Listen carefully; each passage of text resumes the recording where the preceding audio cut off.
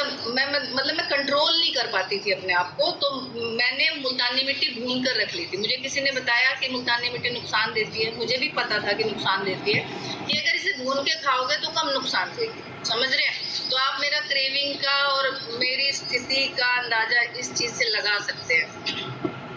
अच्छा, कुछ लोग यहाँ सोच रहे होंगे कि कैल्शियम की टैबलेट क्यों नहीं ले रहे थे आप उस समय।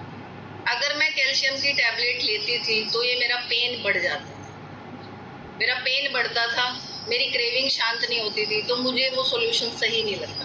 तो मुझे लगता था कि अगर मैं मुल्तानी मिट्टी खाकर मेरा पेन भी ज़्यादा नहीं बढ़ रहा है, जितना है उतना ही है, और मेरी क्रेविंग शांत हो जा रही है, तो एटलीस्ट एक चीज़ को तो मैं संतुष्ट कर पा रही हूँ। तो इसके चलते मैंने जो है वो करती रही मैं कि ठीक है, देखते हैं कब तक, जब तक सॉल्यूशन नहीं मिले।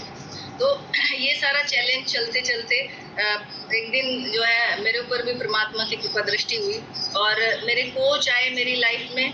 मैं धन्यवाद करती हूँ हमेशा उनका, हाथ जोड़कर परमात्मा से प्रार्थना करती हूँ कि वे हमेशा खुश रहे, क्योंकि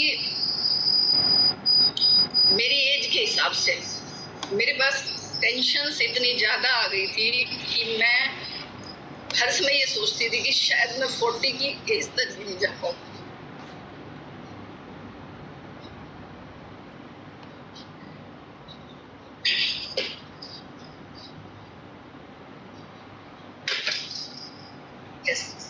और साथ में इन लॉज वगैरह भी, क्योंकि मेरी मदर इन लॉ को भी शुरू से स्पाइनल पेशेंट रही है, उन्हें भी बहुत चैलेंज था।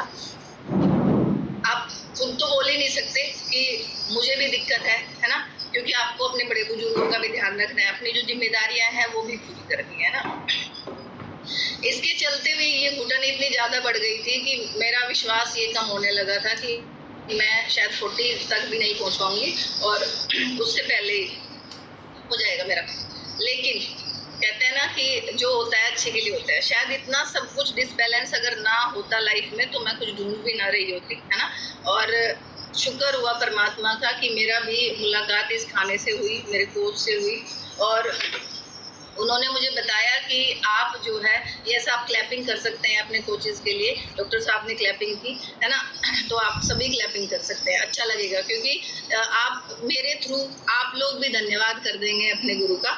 तो उन्होंने मुझे इस खाने से मिलाया, मुझे बताया कैसे लेना है, कब लेना है, कितना लेना है, तो उस हिसाब से मैंने लिया। और आप यकीन मानिए कि तीसरे दिन जो नींबू और खट्टी चीज़ों से एलर्जी का चैलेंज था उसमें मुझे राहत मिली, बहुत राहत। मैंने अपने हाथों को ऐसे देखा, मैंने शीशे के सामने अपना फेस देखा कि देखो स्वेलिंग तो नहीं आई, है ना। तो नहीं आई मुझे स्वेलिंग, तो मेरा विश्वास बढ़ा। धीरे धीरे मेरा शरीर मुझे हल्का लगने लगा। जो पेन था ब्रेस्ट में वो भी हल्का हो गया। और मैं देखती रही क्लास, ये कनेक्शन, ये कनेक्टिविटी मेरी बनी रही, और धीरे धीरे मुझे मेरे लिए ही नहीं, मेरे पूरी